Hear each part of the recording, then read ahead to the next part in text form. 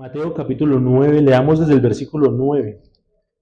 Desde el versículo 9 leamos. Dice, leámoslo todos a una sola voz. Dice, pasando Jesús de allí, vio a un hombre llamado Mateo, que estaba sentado al banco de los tributos públicos, y le dijo, sígueme.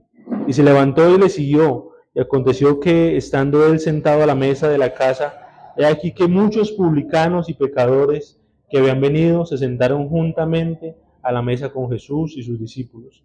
Cuando vieron esto, los fariseos dijeron a los discípulos, ¿por qué come vuestro maestro con los publicanos y pecadores? Al oír esto, Jesús les dijo, los sanos no tienen necesidad de médico, sino los enfermos. Id pues y aprended lo que significa. Misericordia quiero y no sacrificio, porque no he venido a llamar justos, sino a pecadores al arrepentimiento. Oremos al Señor para que el Señor nos hable en esta mañana. Cierra sus ojos un momento y diga al Señor que le hable de manera especial, que hemos venido a esto, hemos venido a escuchar la palabra de Dios. Así que le invito a que le pida al Señor en esta mañana o que le diga que usted está dispuesto a recibir la palabra en este día. Soberano Dios, te agradecemos por tu palabra, te agradecemos por esta palabra que es viva, es eficaz, Señor, esta palabra que trasciende, Señor, y traspasa nuestros corazones, Señor. Hoy te pedimos, Señor, más bien te declaramos, Señor, nuestra disposición. Te queremos decir, Señor, que estamos dispuestos a oírte, estamos dispuestos a escucharte, estamos dispuestos, Señor, a obedecer tu palabra. Te pedimos, Señor Jesucristo, que en esta mañana tu palabra corra, Señor, que tu palabra fluya en nuestros corazones y que haga un efecto, Señor, el efecto que tú quieres que haga en nuestra vida, Señor. En el nombre del Señor Jesús te pedimos, háblanos, Señor, háblanos en el nombre de Jesús. Amén. Muy cómodos, hermanos. Vamos a meditar en esta mañana acerca del Jesús, el Jesús de Mateo. Ahí estábamos leyendo el Evangelio de Mateo. Y el Evangelio de Mateo es uno de los 4 evangelios de la Biblia. Los 4 evangelios son los libros que hablan acerca de la vida del Señor Jesús mientras estuvo aquí en la tierra, mientras tuvo forma humana. Esos 4 evangelios son Mateo, Marcos, Lucas y Juan. Y ahí está Mateo. Y la razón por la que Mateo aparece de primeras, o es el primer libro de los evangelios, es el primer libro del Nuevo Testamento, de hecho. La razón por la que está de primeras es porque durante mucho tiempo los historiadores creyeron que era el primer libro que se había escrito, creyeron que era el primer evangelio que se había escrito. Sin embargo, con el tiempo se dieron cuenta de que no, que era Marcos el primer libro que se había escrito, y Marcos es el libro, sí es el evangelio más antiguo que se escribió. Sin embargo, el orden que habían puesto no lo cambiaron después. Además, creo que no es una coincidencia, creo que Dios tenía un propósito detrás de eso, tenía un propósito detrás de dejar el Mateo como el primer libro del Nuevo Testamento. Y Mateo tiene algunas particularidades, ese libro tiene algunas particularidades, y ese hombre más bien también tiene algunas particularidades. Ahí estábamos leyendo acerca de quién era Mateo, y dice que estaba en la mesa de los recaudadores de impuestos, era un servidor público, se podría decir, dice, estaba sentado al banco de los tributos públicos. A ese trabajo, a esa persona, se le conocía como un publicano. Al que trabajaba en los tributos públicos se le conocía como un publicano. Y era una persona que recaudaba impuestos, una persona que le cobraba los impuestos al pueblo. Hoy en día nos lo cobran a través de los recibos, a través de los productos que uno compra, a través de un montón de cosas, y uno ni se entera que paga impuestos a veces.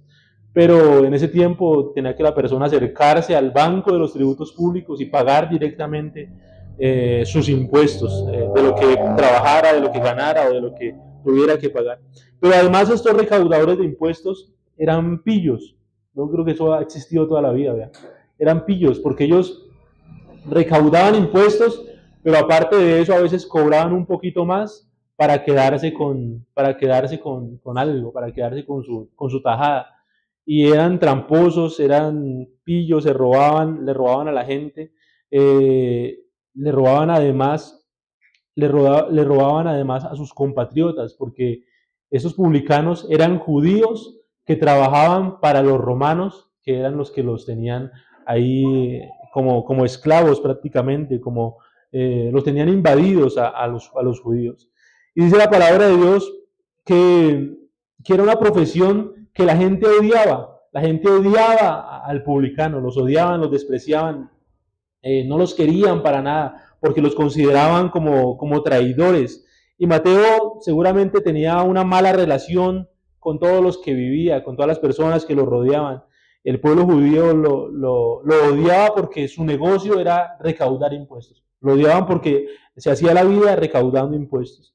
Y era un trabajo que nadie miraba con alegría, era una actividad que nadie miraba con alegría, sino con desprecio, los despreciaban en la calle. La gente echaba humo cuando los veía pasar por ahí, porque era un trabajo despreciable. Y había un grupo de fanáticos, había un grupo de judíos fanáticos que se conocían como los celotes. Los celotes. Esos hombres judíos principalmente se dedicaban a ejecutar a publicanos, a ejecutar traidores que consideraban traidores. Y entre esos estaban los publicanos. Y porque los publicanos eran vistos como traidores porque trabajaban para los enemigos, trabajaban para los romanos, para el pueblo invasor. Así que eran personas totalmente odiadas, personas totalmente despreciables, personas que nadie quería ni siquiera arrimarse a ellos. Entonces los publicanos se ganaban la vida de esa manera, se ganaban la vida cobrando impuestos. Y era una vergüenza para la familia del publicano.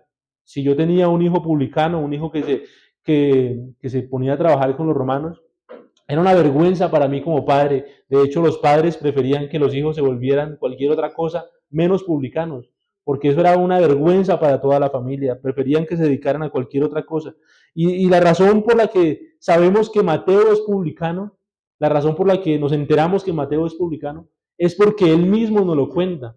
Él mismo nos lo está contando. Ahí en esos versículos que acabamos de leer, el mismo Mateo nos está diciendo, yo era un publicano. Yo era un recaudador de impuestos, yo era un traidor, yo era esta persona. Y el mismo Mateo nos está diciendo quién era antes. Y dice el versículo, Mateo 9, versículo 9 dice, pasando Jesús de allí, vio a un hombre llamado Mateo, que estaba sentado al banco de los tributos públicos, y le dijo, sígueme, y se levantó y siguió. Ahora, los otros evangelios, por ejemplo, Marcos también nos dice que era un publicano, nos dice la misma historia de Mateo. Lucas también nos dice lo mismo. Cuando vamos al Evangelio de Lucas también nos dice que Mateo era un publicano, Mateo era un recaudador de impuestos. Pero antes de que cualquiera de ellos lo cuente, antes de que cualquiera de ellos nos cuente la historia de Mateo, Mateo dice, yo quiero contarlo de primeras. Yo no voy a ocultar lo que soy, sino que yo tengo que decir la verdad. Yo era un recaudador de impuestos.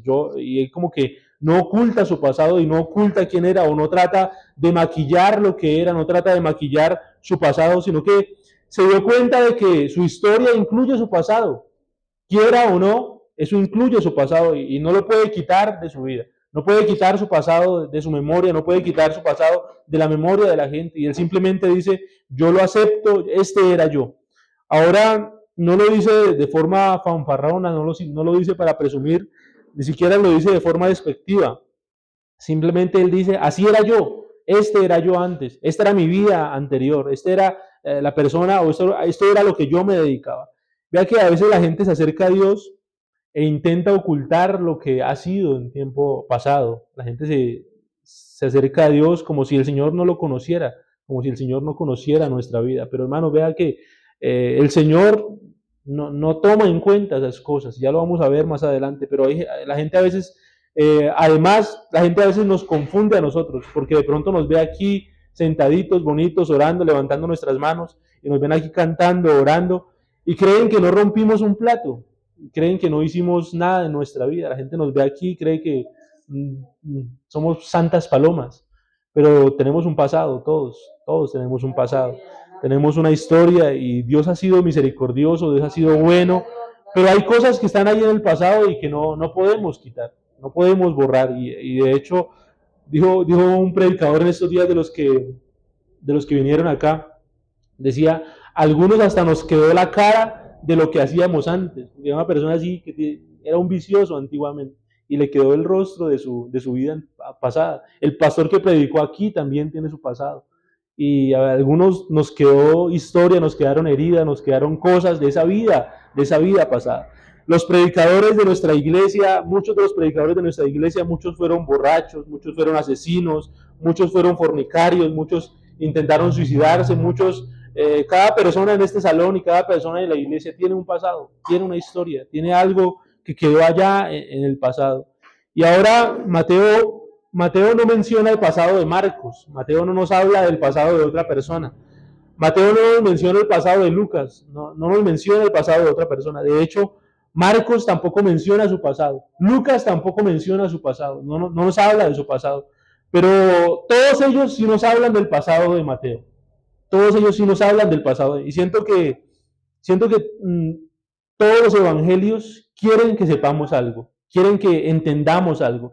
Es decir, que el testimonio de Mateo fue tan poderoso que otros predicadores lo usaron para sus evangelios y para sus enseñanzas. Y yo creo que es hermoso, por ejemplo, el pasado de Lucas. Él era un médico. El evangelio de Lucas fue escrito por Lucas y él era un médico, se dedicaba a la medicina y de pronto está bien y nos alegramos que Dios haya salvado a Lucas y que el Señor haya tenido misericordia con Lucas. Pero hay algo poderoso, hay algo especial cuando Dios baja hasta el lugar más bajo, cuando Dios va hasta el lugar más oscuro, cuando Dios rescata a la persona que nadie espera nada de él, que nadie le tiene esperanzas. Y yo creo que muchos de nosotros fuimos así. Muchos de nosotros fuimos así. Nadie nos daba un peso por nosotros, nadie tenía una esperanza, nadie creía que fuéramos a hacer algo en la vida. Pero Dios metió su mano poderosa para ayudar a nosotros y para ayudar a Mateo, donde nadie más podía ayudarlo. Un lugar donde todo el mundo lo despreciaba, un lugar donde si alguien podría ayudarlo, seguramente no hubiera querido ayudarlo porque lo odiaba, lo odiaba. Y ahí metió la mano del Señor. Y me imagino a ese Mateo, yo imagino a ese Mateo en ese día que está ahí, que se encuentra con el Señor, está ahí en su puesto de trabajo, y él hasta, yo creo que se odia a sí mismo, yo creo que hasta él mismo se desprecia, porque es un cobrador de impuestos, y aparentemente le va bien, económicamente le va bien, tiene su casa, seguramente tiene comodidades, seguramente en todo lo demás le va bien, en todo lo demás aparentemente le va bien, pero él no tiene alegría, pero él no tiene paz, él no puede salir a la calle tranquilamente, él no puede darse un paseo tranquilamente, su papá y su mamá lo rechazan, es la vergüenza de la familia. Ese es Mateo, seguramente se odia a sí mismo. Y al principio cuando decidió tomar ese trabajo, cuando decidió esa vida, seguramente parecía una buena idea, seguramente fue una buena idea, voy a ganar dinero, voy a ganar plata, me va a ir bien, aquí la voy a hacer, aquí voy a resolver mi vida, aquí todo va a marchar bien. Y parecía una buena idea, pero con el tiempo se dio cuenta de que no valía la pena vender su integridad por unos pesos. Con el tiempo se dio cuenta de que no valía perder la integridad por un momento de placer, por un momento pasajero. Con el tiempo se dio cuenta de que no valía la pena vender su integridad por un momento que solo duraba una noche, un día, una semana. Vea que nadie veía nada bueno en Mateo mientras estaba allá robando, mientras estaba allá sacando su tajada, aprovechándose de su cargo. Pero fue Jesús quien lo vio, fue Jesús quien lo vio, fue Jesús quien lo vio allá sentado. Un hombre con una vida oscura, un hombre con una conducta de dudosa reputación, un hombre que todos sabían que era un corrupto, pero fue Jesús quien lo vio allá sentado. Y estos evangelistas, Mateo, Marcos, Lucas, quieren que sepamos algo, y ellos quieren que sepamos que Dios tiene la capacidad de ver más allá de lo que ven los hombres. Dios tiene la capacidad de ver más allá de lo que nosotros podemos ver. Nosotros a veces nos guiamos por lo que vemos y podemos decir, esta persona, ese no tiene arreglo, ese no tiene futuro. Y nos equivocamos porque no sabemos lo que es capaz de hacer Dios. Nos equivocamos porque no conocemos el poder de Dios. Porque Dios sí puede mirar más allá de las sombras. Y dice la palabra de Dios que Dios conoce las intenciones del corazón. Que Dios no ve la apariencia, que Dios no me ve aquí con saquito y corbata, sino que el Señor conoce mi corazón y conoce las intenciones de mi corazón. Y así pasa con todos. El Señor conoce y Él ve más allá de las sombras, Él ve más allá de los enredos, Él ve más allá del pecado de una persona, Él ve más allá de la oscuridad de una persona. El Señor tiene la capacidad de ver más allá.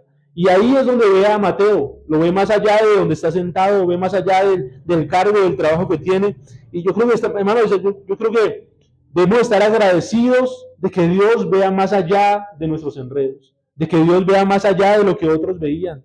Porque, hermanos, la gente no daba un peso por nosotros, hermano, pero hubo un Dios que sí miró más allá, que sí metió su mano más allá, y Él sabía que podía tener nuestra vida para cosas especiales. Él sabía que nuestro hogar podría usarlo para cosas especiales. Y Dios ve más allá de lo que nosotros mismos vemos en nuestro espejo.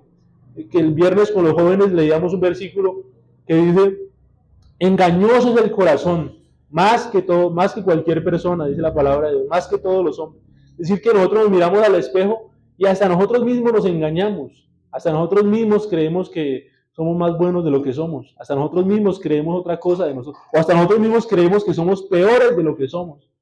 Pero el Señor ve más allá y Él ve lo que hay en el corazón. Y muchos años después, de la historia de Mateo, muchos años después, luego de la resurrección del Señor Jesucristo, Mateo ahora se siente impulsado a escribir la historia del Señor Jesús. Él pasa el tiempo, escribe su historia, escribe su pasado, y él se siente impulsado a escribir la historia del Señor Jesús y cómo el Mesías ha venido a perdonarlo, y a perdonar el mundo perdido, a perdonar a la gente que la gente consideraba que no tenía arreglo. Y Mateo nos cuenta la historia de Jesús, y él lo cuenta desde su perspectiva, desde cómo lo ve él, desde cómo lo vivió él, desde cómo lo experimentó él. Y la forma en que él empieza su evangelio, quiero que miremos Mateo capítulo 1. Mateo capítulo 1.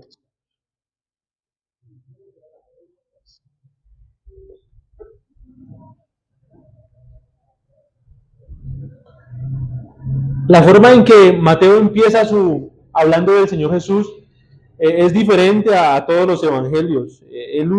Mateo usa 17 versículos ahí, los primeros 17 versículos de Mateo. Él empieza a hablarnos acerca de la familia del Señor Jesús. Él empieza a decirnos, este era el abuelo, este era el tatarabuelo, nos empieza a mostrar toda la genealogía del Señor Jesús, toda la familia del Señor Jesús. Y dice el versículo 1, libro de la genealogía de Jesucristo, hijo de David, hijo de Abraham. Y de ahí en adelante usa 17 versículos para enumerar la familia del Señor Jesús. ¿Por qué? Yo no sé por qué Mateo está empeñado en contarnos de dónde viene el Señor Jesús. ¿Quién era la familia del Señor Jesús? Y muchos teólogos, muchos estudiosos de la Biblia dicen que lo que hace o lo que trata de hacer Mateo es hacerle saber a la gente de que ese Jesús era el Mesías prometido, de que ese Jesús era el Rey prometido, y quería que la gente supiera que ese Jesucristo no era cualquiera por ahí, que no era cualquier persona por ahí, sino que Él era el Mesías, sino que Él era Rey, y por eso tenía que estar vinculado, porque Él era Rey, tenía que estar vinculado a Abraham, a Isaac, a Jacob, a David, y tenía que estar conectado con esos reyes. Así que Mateo cuando empieza a escribir, él sabe que si conecta al Señor Jesús con esas personas y demuestra que viene de ellos, entonces verán que ese es el Mesías del que hablaba. Él sabe, él es estratégico y sabe que si lo conecta con esas personas, convence a las personas de que ese es el Mesías que se ha prometido. Y vean que si tuviéramos que escribir la historia de nuestra familia, si usted lo pone a escribir la historia de su familia, seguramente maquillaríamos algunas partes de nuestra familia o de nuestra vida que podrían ser vergonzosas. Seguramente ocultaríamos por allá al abuelo borracho que golpeaba a la abuela. Seguramente no hablaríamos mucho por allá de un tío loco que hacía locura. Seguramente no hablamos por allá de un familiar antiguo que se metía en negocios turbios. Seguramente maquillaríamos la historia de nuestra familia. O podemos eliminar algunos desórdenes de nuestra familia anterior. Pero Mateo hace las cosas diferente. Mateo nos empieza a hablar de la familia del Señor Jesús. Y Mateo lo hace diferente porque ahora nos va a presentar a la familia de Jesús, acerca de la familia del Dios manifestado en carne, del Rey de Reyes, Señor de Señores. Y vea lo que empieza a decir en el versículo 2. Dice, Abraham engendró a Isaac, Isaac a Jacob, y Jacob a Judá y a sus hermanos. Y ahí ya nos debemos detener, porque nos habla de ese Judá y sus hermanos. Sus hermanos, ustedes saben, hay algo raro ahí. ¿Saben quiénes son los hermanos de los que se refieren ahí? ¿Saben cuáles son los hermanos de los que habla ahí? Yo la verdad hubiera preferido no hablar de esas joyitas, pero porque son unas joyas y ya lo vamos a ver. Pero Mateo los mete ahí en la historia del Señor Jesús. Los hermanos de los que habla ahí son los mismos hermanos de José. ¿Conocen la historia de José? ¿Conocen qué le pasó a José? los hermanitos de José lo cogieron a José, que era el hijo favorito del papá, era el hijo favorito de Jacob, y lo iban a matar. Después se arrepintieron y cambiaron de planes y lo metieron por allá en un pozo. Y después cambiaron de planes y lo vendieron como esclavo. Esos son los hermanitos que hacen parte de la familia del Señor Jesús. Y que Mateo no los quita de la historia. Mateo no los quita del relato y no los elimina, no maquilla la historia. Así que ese Judá que menciona ahí también, dice, y Jacob a Judá y a sus hermanos, ese Judá que mencionan ahí, fueron crueles con José, fueron casposos, fueron malos con José, y además fueron crueles con su padre, porque rompieron las vestiduras, las llenaron de sangre, la ropa de José la llenaron de sangre, y le hicieron creer a su papá que su hermano lo había matado, una bestia por ahí, un animal, una fiera lo había matado por ahí, y le hicieron creer ese cuento. Y esos son los hermanos, y Mateo quiere que sepamos que Jesús no vino de José, que era buena persona, que era misericordioso y que fue misericordioso con esos hermanos, sino Mateo nos dice, y él quiere que sepamos, que el linaje del Señor Jesús tiene un pasado oscuro, que hay una historia turbia en el pasado del Señor Jesús. Y que el Señor Jesús no viene de un linaje perfecto, y no es que toda la familia del Señor Jesús fueron perfectos y fueron santos y no hicieron nada malo, sino que en el árbol familiar del Señor Jesús hay personas con errores, hay personas con fracasos, hay personas con pecados, y no pecados cualquiera, no una mentirita, era engaño, eran traiciones, eran asesinatos. Y ese es el tipo de personas que la palabra de Dios no maquilla, y Mateo quiere que sepamos que ese Jesús no elimina a las personas rotas, no elimina a las personas que fracasan. Por el contrario, dice la palabra de Dios que ese Jesús se acerca a las personas rotas. Ese Jesús se acerca a las personas que han fracasado. Ese Jesús se acerca a las personas que han fallado. Ese Jesús no busca personas perfectas. Por el contrario, dice la palabra de Dios, uno de los versículos que leímos, que Él vino a buscar pecadores, no vino a buscar justos, no vino a buscar santos, no vino a buscar santas palomas. Dice la palabra de Dios que Él se acerca y Él busca a corazones quebrantados, a corazones rotos. A Dios no le atraen las ropas elegantes. A Dios no le atrae las personas que creen o viven como si no le hicieran daño a nadie, a las personas que se creen buenas personas. A Él no le atraen las palabras bonitas, a Él le atrae la gente rota, la gente que ha fracasado, la gente que ha fallado, la gente que ha cometido errores, la gente que ha metido la pata una y otra vez, que se ha equivocado muchas veces. Esa es la gente a la que Dios se acerca. A Dios no le atrae nada. Ya la palabra de Dios, vea lo que dice Mateo 5:3, dice: bienaventurados los pobres en espíritu, porque de ellos es el reino de los cielos. ¿Qué quiere decir eso? Pobres en espíritu es una persona que es consciente de su necesidad, que sabe que necesita, que sabe que no es bueno, que sabe que no es perfecto, que sabe que no anda bien, pero que ese es un pobre de espíritu y que reconoce que necesita de Dios. Primera de Pedro, capítulo 5, versículo 5 también dice: porque Dios resiste a los soberbios y da gracia a los humildes. Primera de Pedro 5:5. Porque Dios resiste a los soberbios y da gracia a los humildes.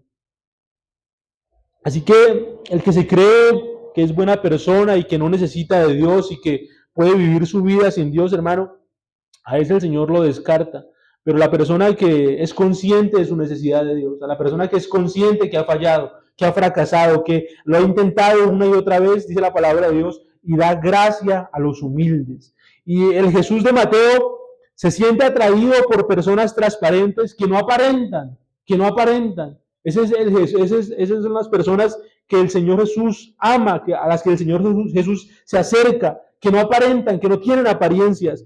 Y Dios solo puede orar, vea que Dios solo puede orar cuando alguien es consciente de su necesidad, cuando alguien es consciente de que necesita de Dios, cuando alguien le busca con desespero. Dios solo puede ayudar a alguien cuando alguien se acerca a Él consciente de su necesidad, cuando no tenemos más opción en nuestra vida, cuando lo hemos intentado una y otra vez, cuando hemos intentado arreglar nuestro problema una y otra vez, cuando hemos intentado tener paz por nuestra cuenta una y otra vez. Esas son las personas que Dios ama, los quebrantados, los rotos. Dios se acerca a los humildes. ¿Verdad que he aprendido en mi vida, hermanos, de que a veces lo que a mí me parece feo, Dios lo ve hermoso? A veces lo que a mí me parece desagradable, al Señor le parece agradable. He aprendido que a lo que a veces nos huele mal, lo que no me da buena espina, al Señor le encanta eso. porque Dios, hermano, no piensa como nosotros, no habla como nosotros. Dice la palabra de Dios en el versículo 3, Mateo 1:3 sigue diciendo la historia del Señor Jesús, dice, Mateo 1:3 dice, Judá engendró a Tamar, y Fares a Sara, y Fares a Esrom, y de Ron a Ara. Y ahí menciona a otra persona de dudosa reputación, Tamar. Esa mujer fue una mujer que se hizo pasar por prostituta. Y no solo para obtener dinero, sino que para seducir a su suegro. Eso suena, en nuestro mundo ya suena terrible eso, ¿no? Bueno, en ese tiempo también era terrible. Pero se hizo pasar por prostituta para seducir a su suegro y tener un hijo con su suegro. Y Mateo nos está diciendo una y otra vez que la historia del Señor Jesús, que el linaje del Señor Jesús tiene una historia muy desordenada. Incluye personas que no eran perfectas, incluye personas que tenían conductas que no eran tan buenas, y por eso el Evangelio, y por eso este mensaje, hermano, por eso la palabra de Dios, y por eso, hermano, esto que Dios nos está permitiendo escuchar, hermano, es para alguien con un pasado desordenado. Es para alguien, para que alguien sepa que el Señor Jesús vino a buscar personas como tú y como yo. El Señor Jesús vino a buscar personas como nosotros, que Él se identifica con nuestro pasado, que Él no se avergüenza de nuestro pasado, que no podemos venir aquí avergonzados como si el Señor no conociera nuestras vidas, sino que el Señor se acerca a nosotros y fue Él el que nos buscó a nosotros. Y no importa los adulterios, no importan los vicios, no importa las batallas que hayamos vivido, no importa lo malos que hayamos sido, no importa lo caspas que hayamos sido, el Señor Jesús no rechaza a nadie. Nuestro Dios no rechaza a nadie. Él no se avergüenza, Él no nos excluye, Él no nos saca de su familia, Él no nos saca de la lista por tener un pasado turbio. La gracia de Dios es para todos. La gracia de Dios es para todos. Y Mateo podría haberse saltado partes de esa familia. Fácilmente podría haber maquillado ahí, quitado a algunas personas de esa familia. Pero hermano, es que nuestro pasado, nuestras decisiones, nuestras cosas que hayamos hecho, no son un estorbo para Dios. No le estorban a Dios. No son un problema para Dios. No representan un conflicto para Dios. Vea lo que dice la palabra de Dios en Hebreos 2:11. Hebreos 2:11. Por lo tanto, Jesús y los que Él hace santos tienen el mismo Padre. Por esa razón, Jesús no se avergüenza de llamarlos sus hermanos. Jesús no se avergüenza de llamarlos sus hermanos. Y estamos acá, hermanos, porque hay un Dios que es bueno, hay un Dios que es bondadoso, hay un Dios que es misericordioso, hermano, que no importa lo que hayamos hecho, no importa cómo hayamos vivido, no importa nuestro pasado, hermano, ese Dios es bueno y no se avergüenza de nosotros. Y sigue diciendo ahí en Mateo, sigamos leyendo la familia del Señor Jesús, sigue diciendo el versículo 4, Aram engendró a Aminadab a Nazón, y Nazón a Salmón. Salmón engendró a Rahab, Salmón engendró de Rahab a Boz. Y ahí primero menciona, la parte anterior mencionó a Tamar, que se disfrazó de prostituta, que se disfrazó para seducir a su suegro, pero ahora también mete en la lista, y mete ahí en la lista, sigue diciendo, ahora también mete en la lista ahí a esta mujer Rahab, y esta mujer no se disfraza de prostituta, esta mujer no se disfrazó ocasionalmente de prostituta, sino que ella sí directamente era prostituta, se dedicaba a eso. Y Mateo la mete intencionalmente ahí en la familia, Mateo la mete intencionalmente ahí en la lista. Y el Señor Jesús no tiene que ver con ninguna de esas cosas, Él no practicó ningún pecado de esos, pero vino de ese linaje, su familia tenía esas prácticas. Mateo podría haber mencionado únicamente a vos, pero Mateo quiere que sepamos, hermano, que no importa nuestra historia, que no importa nuestro pasado. Y me voy a saltar al versículo 6 porque sigue diciendo, Isaí engendró al rey David, y el rey David engendró a Salomón, que fue la mujer de Urías. David engendró a Salomón, de la que fue mujer de Urías. Y ahí directamente nos dice que David tuvo un hijo con la mujer de otro. Ahí lo que nos está diciendo la palabra de Dios. Y el otro día lo estudiábamos. Urías, ¿verdad que Mateo hubiera podido decir Salomón fue el hombre más sabio de la tierra que haya existido nunca. Podría haber dicho, Salomón fue un gran rey. Salomón fue la persona que construyó el templo. Salomón fue un hombre muy rico, muy sabio. Pero no nos dice eso de Salomón. La palabra de Dios, o Mateo nos dice, Salomón era hijo de un adulterio. Era hijo de un matrimonio con cosas raras ahí. Y dice, el rey David engendró a Salomón, de la que fue mujer de Urías. Y Urías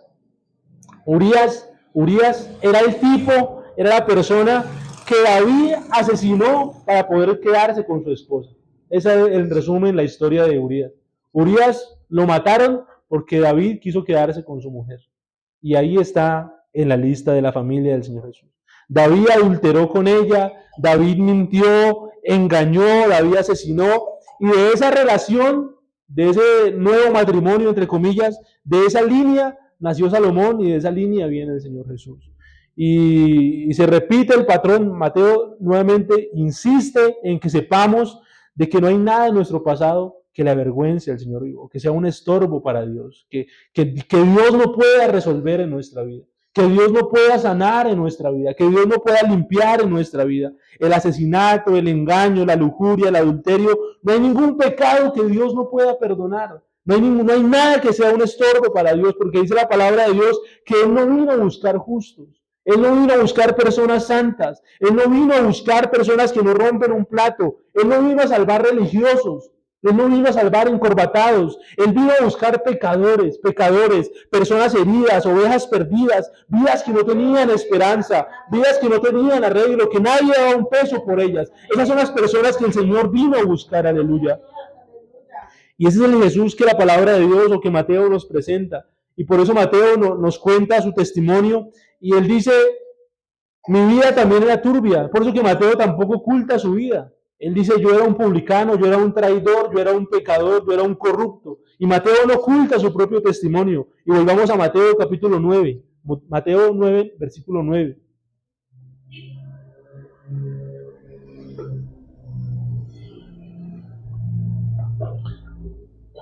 Y Mateo tampoco oculta su pasado. Él dice, yo era una persona corrupta, yo era un casposo, yo era un traidor, yo era malo, yo le robaba a la gente, yo traicioné a mis compatriotas. Y Mateo 9:9 dice, pasando Jesús de allí, vio a un hombre llamado Mateo que estaba sentado al banco de los tributos públicos y le dijo, sígueme. Y se levantó y le siguió. Y podríamos pensar que el Señor Jesús lo llamó a seguirlo, lo invitó, se lo llevó para que lo siguiera. Podríamos pensar que el Señor Jesús se lo llevó y se lo llevó para una iglesia. Podríamos pensar que el Señor Jesús lo cogió, lo invitó y se lo llevó para el templo a cantar alabanzas y a orar. Pero vea qué hicieron después, vea lo que dice el versículo de 10, para dónde se lo llevó el Señor. Y aconteció que estando él sentado a la mesa en la casa, he aquí que muchos publicanos y pecadores que habían venido se sentaron juntamente a la mesa con Jesús y sus discípulos. Es decir, que se fueron para la casa de Mateo. Y me imagino que Mateo estaba avergonzado con el Señor Jesús. Y él dijo, en mi casa solo hay pecadores. En mi casa hay un poco de publicanos también, engañadores, traidores. Y como que yo me imagino que trató de persuadir al Señor, vayamos a otro lado, que vamos a ir a mi casa que está llena de pecadores. Eso podría dañar su imagen, Señor. Eso podría dañar su imagen, podría no hacerle bien a su imagen. Pero Jesús fue de todas maneras, y no se volvió como ellos, sino que el Señor se sentó con pecadores, se sentó a la mesa y compartió la mesa con pecadores, con publicanos, y Él no participó de lo que hacían ellos, no participó de las cosas malas que hacían ellos, pero sí compartió la mesa con ellos, sí compartió la mesa con pecadores. Y por eso sigue diciendo la palabra de Dios que los religiosos lo criticaban, que las personas que se creían muy buenas, muy santas, lo cuestionaban, lo criticaban por haberse sentado con pecadores. Pero es que no podían entender que el Señor Jesús había venido a eso.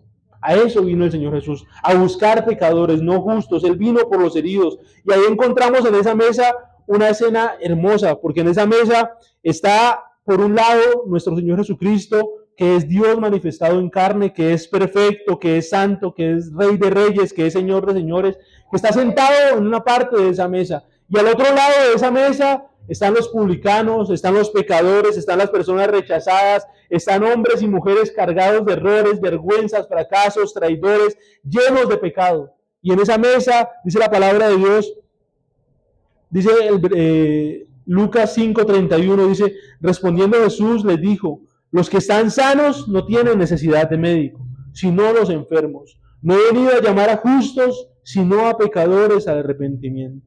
Porque ese es el Jesús que nos presenta la palabra de Dios. Ese es el Jesús que nos presenta Mateo. No es un Jesús que rechaza al pecador, no es un Jesús que señala al pecador, que maldice al pecador, que le da la espalda al pecador. Lo que hace Jesús es demostrarte que ese pecado tiene solución, que ese problema tiene solución, que esa maldición se puede romper, que su familia puede ser libre, que su familia puede ser diferente, que su hogar puede ser restaurado, que todavía hay esperanza. El Jesús que nos presenta la palabra de Dios es un Jesús que te busca sin importar su pasado. Es un Jesús que te llama, que se sienta contigo en la mesa, que no te da la espalda, que va contigo cuando sales de la casa, que va contigo cuando vas en la moto, que no te deja abandonado en ningún momento, porque ese es el Jesús que nos presenta la palabra de Dios. Es un Jesús que es Dios manifestado en carne y que está lleno de gracia, de misericordia, que está lleno de bondad. No sé lo que haya hecho usted en su vida,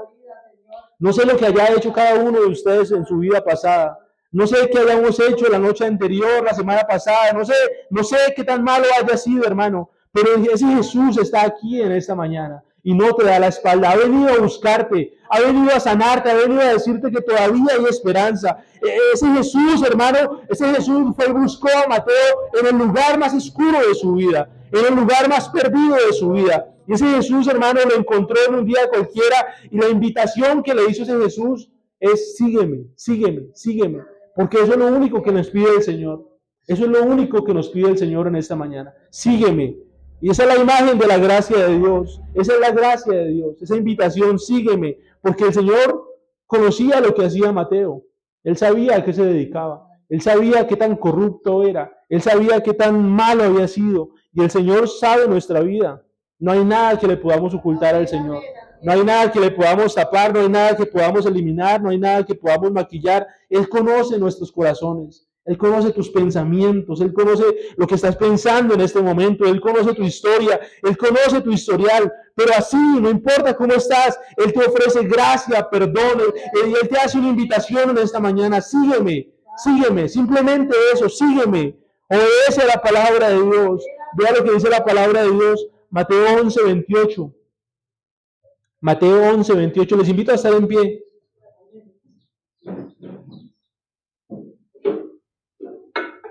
Mateo 11:28 dice, venid a mí todos los que estáis trabajados y cargados, y yo os haré descansar, yo os haré descansar.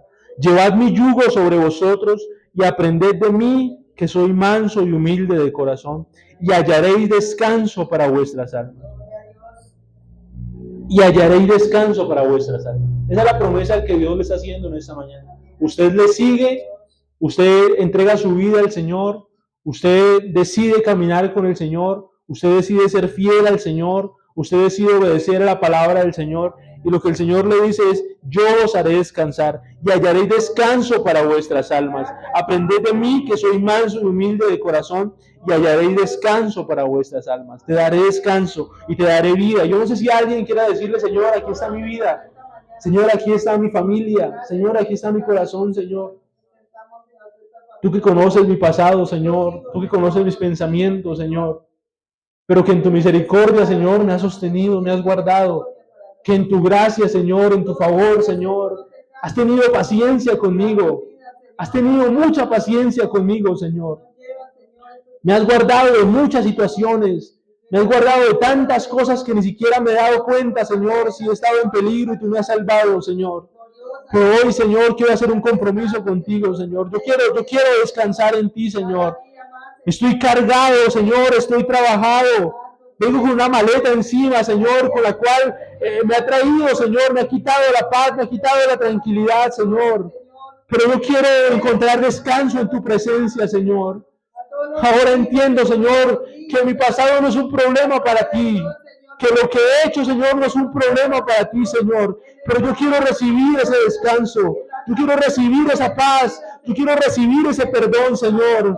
Aleluya. Venid a mí todos los que estáis trabajados y cargados, y yo os haré descansar. Aleluya. Esa es la promesa que Dios te hace en esta mañana. Si usted sinceramente puede ahí en su mente, en su corazón, hacer esta oración y decir, yo necesito ese descanso.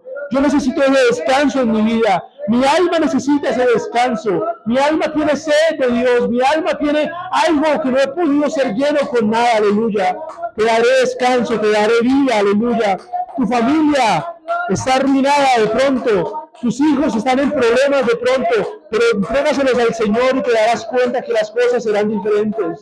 Tus hijos, tus nietos serán siervos de Dios, serán servidores de Dios, aleluya. Entregue su vida al Señor, entregue su tiempo al Señor, empieza a hablar con el Señor un momento. No tiene que hablar con palabras bonitas, no tiene que usar palabras elegantes, palabras bonitas.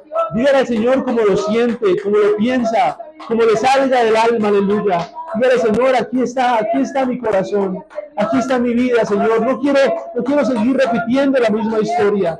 No quiero seguir atrapado en las mismas situaciones. No quiero seguir atrapado, Señor, en los mismos problemas de mi familia. No quiero seguir en la misma círculo vicioso, Señor.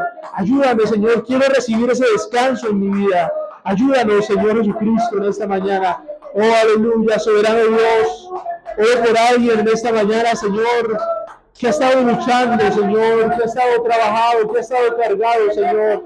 Pero yo te ruego, Señor, que des libertad en esta mañana. Hay alguien aquí, Señor, en este salón, que está teniendo una lucha en su mente, Señor. Pero yo te ruego en el nombre de Jesús que seas quitando todo obstáculo, que seas...